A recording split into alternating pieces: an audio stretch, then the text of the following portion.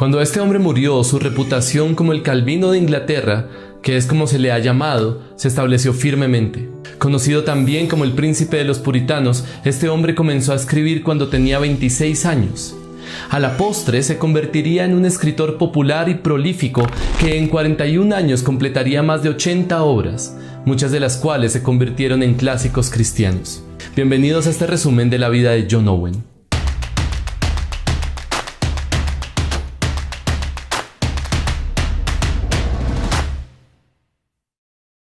John Owen nació en 1616. Creció en un hogar cristiano en un pequeño pueblo ahora conocido como Stadhampton, a unas 5 millas al sureste de Oxford. Su padre, Henry Owen, un puritano apasionado, era el ministro de la iglesia parroquial allí. A los 12 años, Owen fue enviado por su padre al Queen's College de la Universidad de Oxford. Allí obtuvo su título cuando tenía 16 años. Luego estudió para su maestría que recibió en 1635. Se dice que durante estos años estudió entre 18 y 20 horas cada día. Todo parecía estar listo para que Owen siguiera una carrera académica. Pero las autoridades eclesiásticas de ese momento se habían propuesto suprimir al movimiento puritano, y con ese fin había comenzado una purga de las iglesias y universidades. En 1637, Owen no tuvo más alternativa que abandonar Oxford y convertirse, junto con muchos otros puritanos que se negaron a conformarse con la iglesia establecida, en un capellán privado. Finalmente encontró empleo en la casa de Lord Lovelace, un noble simpatizante de la causa puritana. Sin embargo, cuando estalló la Guerra Civil Inglesa en 1642 y Lord Lovelace decidió apoyar al rey, Owen dejó su servicio y se mudó a Londres. Llevado por la obra del Espíritu Santo. El traslado a Londres fue providencial. En primer lugar, lo puso en contacto con algunos de los principales defensores de la causa parlamentaria, los predicadores puritanos que vieron la lucha entre el rey y el parlamento en términos de la lucha entre Cristo y las fuerzas anticristianas. Además, en 1642, Owen estaba convencido de que la fuente final de autoridad eran las Sagradas Escrituras y además creía en las doctrinas ortodoxas históricas. Pero aún tenía que experimentar personalmente al Espíritu Santo, dándole la seguridad de que era un hijo de Dios. Owen encontró esta seguridad un domingo cuando decidió ir con un primo a escuchar a Edmund Calamy el Viejo, un famoso predicador presbiteriano de la iglesia de St. Mary's. Al llegar a esta iglesia, se les informó que el conocido predicador no iba a predicar esa mañana. En cambio, un predicador de campo, cuyo nombre Owen nunca descubrió, iba a reemplazar a Calamy. El predicador tomó como texto esa mañana Mateo 8:26. ¿Por qué teméis, hombres de poca fe? Resultó ser un mensaje que Owen necesitaba escuchar y abrazar. A través de las palabras de un predicador cuya identidad se desconoce, Dios le habló a Owen y eliminó de una vez por todas sus dudas y temores sobre si era realmente regenerado o no. Ahora tenía la certeza que había nacido de nuevo. El impacto de esta experiencia espiritual le dio a Owen la profunda convicción interna de que él era realmente un hijo de Dios y elegido en Cristo antes de la fundación del mundo, que Dios lo amaba y que este Dios era el Dios verdadero y vivo. En términos prácticos, significó un interés de por vida en la obra de Dios a través del Espíritu Santo que se publicaría 30 años después en su monumental estudio del Espíritu Santo, un discurso sobre el Espíritu Santo, que en muchos sentidos es el mejor estudio de la obra del Espíritu Santo escrito en inglés. Un predicador cercano al poder. En 1643 le ofrecieron a Owen el pastorado en el pueblo de Fordham. En 1644 Owen se casó con Mary Rooke. Ella le dio 11 hijos, pero lamentablemente solo una hija sobrevivió hasta la edad adulta. En el mismo año que se casó con Mary, también se convirtió abiertamente del presbiterianismo al congregacionalismo.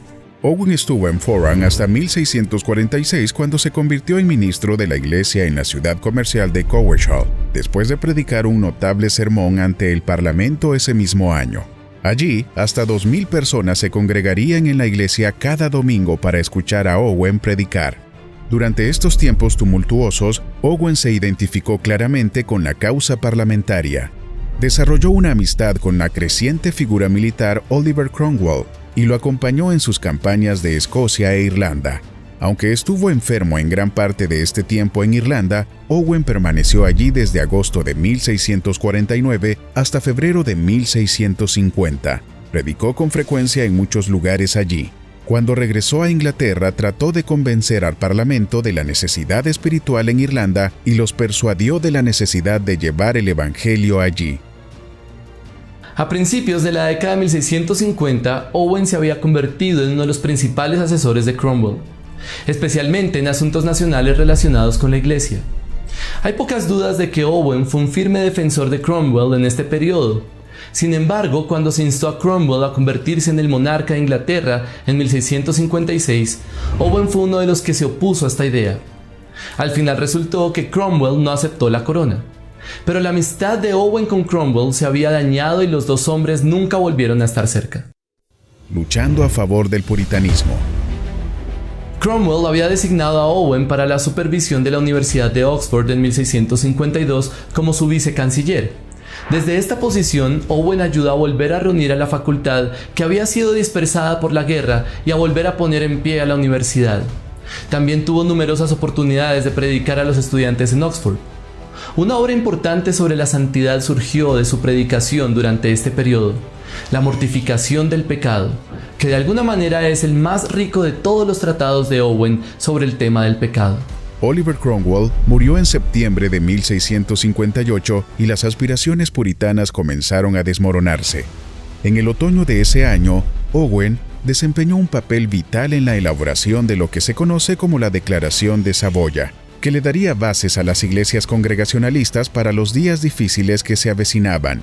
Solo unos días después de la muerte de Cromwell, Owen se reunió con otros 200 líderes congregacionalistas, incluidos hombres como Thomas Godwin, Philip Nee y William Bridge, en la capilla del antiguo Palacio de Saboya en Londres.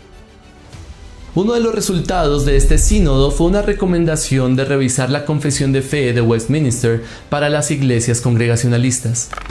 Tradicionalmente a Owen se le atribuye la escritura del extenso prefacio que vino antes de la Declaración de Saboya. Las luchas finales. En 1660, varios compañeros líderes puritanos de Cromwell, temerosos de que Gran Bretaña cayera en anarquía, le pidieron a Carlos II, que vivía en el exilio en el continente, que regresara a Inglaterra como su monarca. Los que llegaron al poder con el rey estaban decididos a que los puritanos nunca más volvieran a tomar las riendas de la autoridad política. Durante el reinado de Carlos y el de su hermano Jacobo II, la causa puritana fue salvajemente perseguida. Después de la Ley de Uniformidad de 1662, que requería que toda celebración religiosa se realizara de acuerdo con la Carta del Libro de Oración Común, todas las demás formas de culto fueron declaradas ilegales. Varios amigos cercanos de Owen, incluido John Bonjan, sufrieron multas y encarcelamiento por no cumplir con estas leyes. Aunque Owen fue protegido del encarcelamiento real por algunos amigos poderosos, llevó una asistencia precaria hasta su muerte. Una vez estuvo a punto de ser atacado por una multitud que rodeaba su carruaje. En un momento se sintió tentado a aceptar la oferta de un refugio seguro en Norteamérica cuando los líderes puritanos de Massachusetts le ofrecieron la presidencia de Harvard. Pero Owen sabía claramente dónde debía estar. Pero estos años también fueron de gran fecundidad literaria. Su exhaustivo comentario sobre la Carta a los Hebreos apareció entre 1668 y 1684.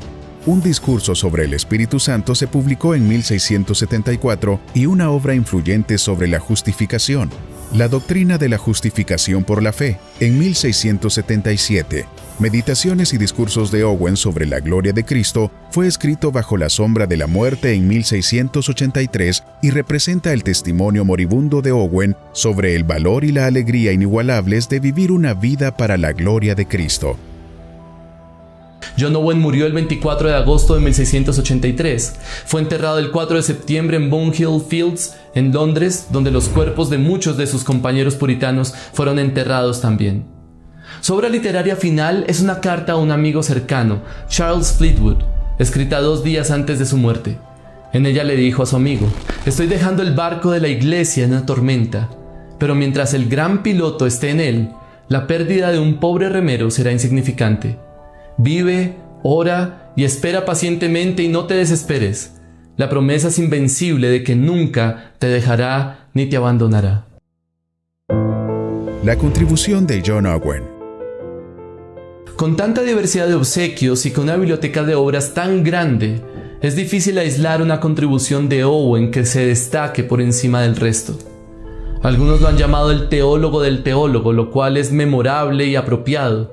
Pero el legado más completo de Owen es quizás mejor resumido por Joel Beeke y Randall Peterson en su maravillosa obra Meet the Puritans. La amplia gama de temas tratados por Owen, la perspicacia de sus escritos, la naturaleza exhaustiva de sus estudios doctrinales, la profundidad de su teología y la calidez de su devoción explican la gran estima que tiene entre los que conocen sus obras. Charles Spurgeon llamó a John Owen el príncipe de los puritanos. Muchos consideran que el pensamiento de Owen se puede comparar con el de Tomás de Aquino y Juan Calvino.